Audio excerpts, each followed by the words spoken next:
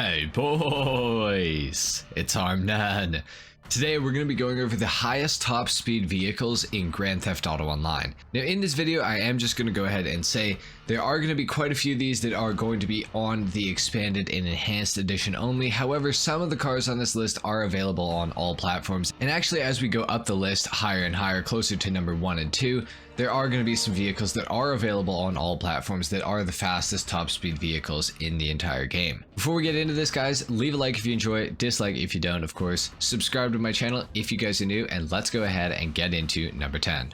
At number 10, available on all platforms, we have the Grotti Italy RSX coming in at $3.5 million if you do not have the trade price, and about $2.6 million if you do have the trade price unlocked. The Grotti Italy RSX is a pretty fantastic car generally in Grand Theft Auto Online, however it does come at a huge cost, as you guys can tell. It's got some great customization, the acceleration is very good, the handling is okay, but it does have broken downforce values, meaning that it's not super great in the corners.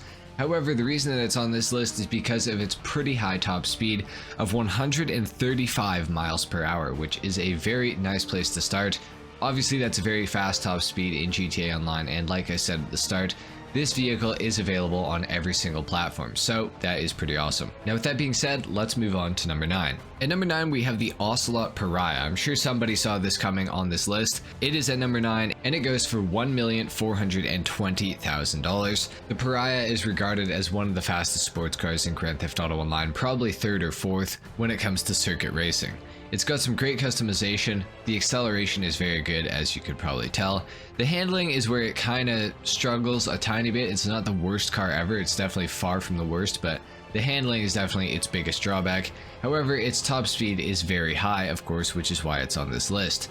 The top speed of the Ocelot Pariah is 137 miles per hour, which is very, very fast, obviously. This is another car that is available on all platforms, so if you guys want this thing, you can get it no matter what you play on. At number 8, we have the BF Weevil Custom, coming in at $650,000 if you have the trade price unlocked, or $870,000 if you do not have the trade price unlocked. Now, to make the Weevil into the Weevil Custom, you're going to have to spend an additional $980,000, so for a grand total of between $1.6 to $1.8 million, you can get the BF Weevil, which is the fastest four-wheeled vehicle on last gen and PC. This thing tops out at 138 miles per hour, which is pretty awesome. Now, I will say the BF Weevil is very unstable when you get up to this speed, so just be kind of careful with it, because when you're going this fast, it almost feels like the car is getting blown around by the wind. It feels very, very light, which is very realistic, but just be, careful of that. The BF Weevil Custom, unfortunately, is in the muscle category, which means that it's not going to have very good handling at all. The handling on this thing is generally quite bad. Could be worse, I will say that's for sure, but it definitely could be better as well. That's it for the Weevil Custom. Let's move on to number 7. And at number 7, we have the Overflawed Entity MT with the HSW upgrade on it. This is going to cost you $2,400,000 plus an additional $850,000 to make it into the HSW version, and then beyond that you're going to have to spend a little bit more money to get like the stage 3 turbo and all of those good things. However, once you've spent all this money, the Overflawed Entity MT goes from having a 132 mile per hour top speed all the way up to a 150 mile per hour top speed, which is pretty awesome. Definitely very fast. Unfortunately, it still has those handling flags and the engine resistance, making it a little bit slower acceleration wise, also making the handling a little bit less than ideal. However, it is still a very fast car.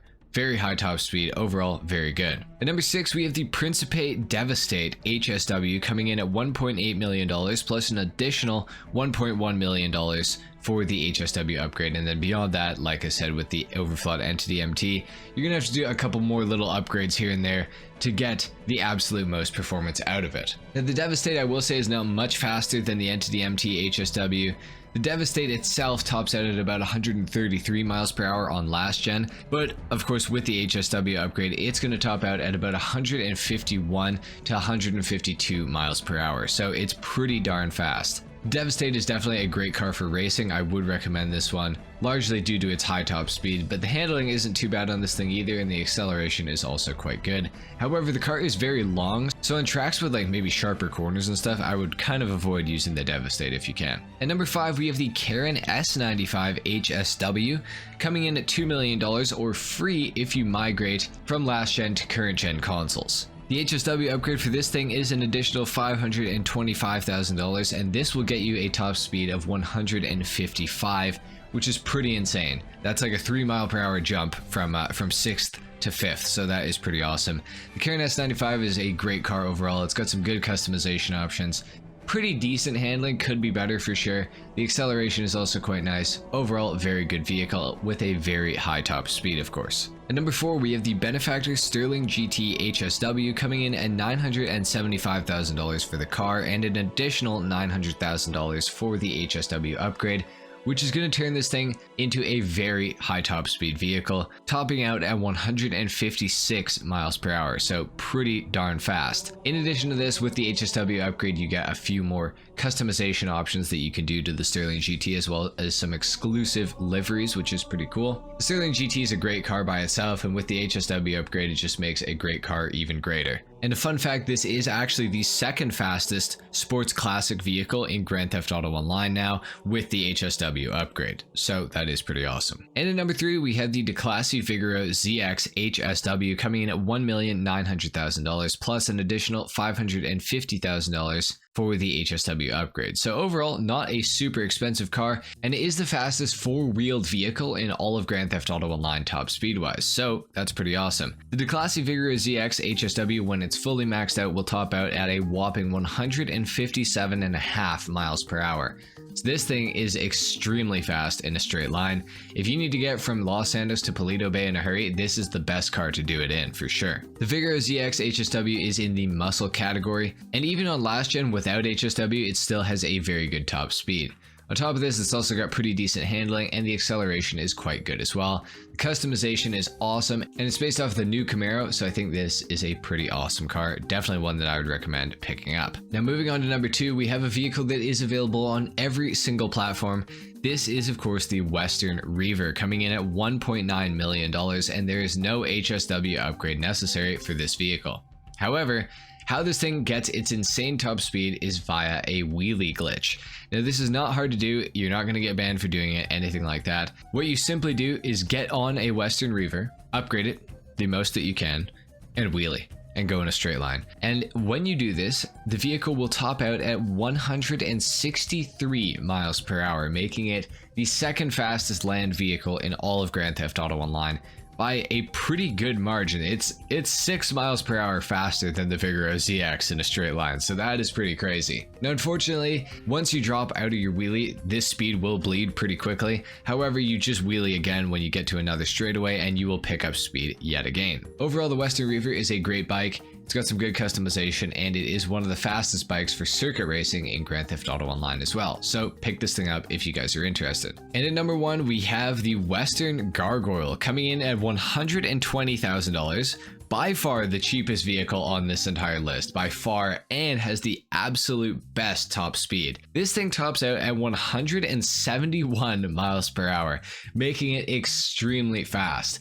Now, in order for the Gargoyle to achieve this, you have to do yet another wheelie glitch, except there is one thing that you have to do with the Gargoyle. You are going to have to change the rear bike wheel on this thing in order to achieve this. Now, you can also change the front, or you can leave it stock. It really doesn't matter. But what you have to do is change the rear wheel on the Gargoyle, and then simply wheelie. This thing picks up speed so fast, it makes the Western Reaver look slow actually, because this thing is just so much quicker. The Gargoyle is a great bike, and this thing could honestly win you some bike races in GTA Online. So make sure you pick up a Gargoyle, because it's 120k, like who even cares, right? By the way, this glitch has been out for a very long time and has not been patched yet, so I have reason to believe that Rockstar is never going to patch this glitch. So anyway guys, that is pretty much it for the list. The Western Gargoyle is the fastest land vehicle in Grand Theft Auto Online. Of course, it is because of a speed glitch, but still technically it does achieve this speed, which is extremely fast. I also just want to say at the end of this video, a lot of people are probably going to comment on this because they're not even going to see me say this, but they are going to say something in the comments along the line, oh, I got my vehicle up to X amount of speed. And what they're doing is seeing the in-game speedometer, which the in-game speedometer does not work. It is completely inaccurate. It makes no relative sense to the actual top speed of the vehicle. So I just want to say that. You're going to see a lot of those people in the comments down below. Anyway, guys, thank you so much for watching. If you enjoyed this video, if you learned something, a like is of course appreciated. If not, dislike. Subscribe to the channel if you guys are new, and I will see you all in the next video. Until then, take care. Peace.